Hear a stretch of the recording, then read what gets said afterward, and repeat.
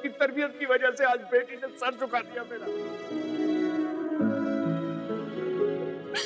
मेरे ग्रेड्स तुमसे भी अच्छे आते, गारंटी रखते थे पढ़ने को। अगर मैं सही से पढ़ती लेकिन मैं पढ़ गई थी ना, बदतमीज हो तुम।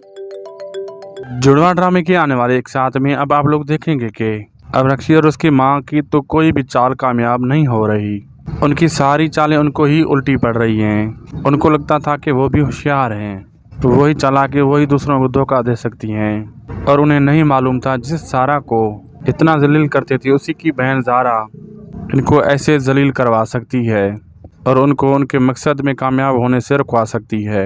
क्योंकि अब रक्षी और उसकी माँ को तो यही लगता था कि सारा कभी वापस नहीं आएगी, सब कुछ उनको मिल जाएगा। उनको तो अंदाज़ा भी नहीं था न सिर्फ सारा वापस आएगी बल्कि उसकी एक बहन और माँ भी वापस आएंगी और उसके भाई को उसके सारे कालू पता चल जाएंगे।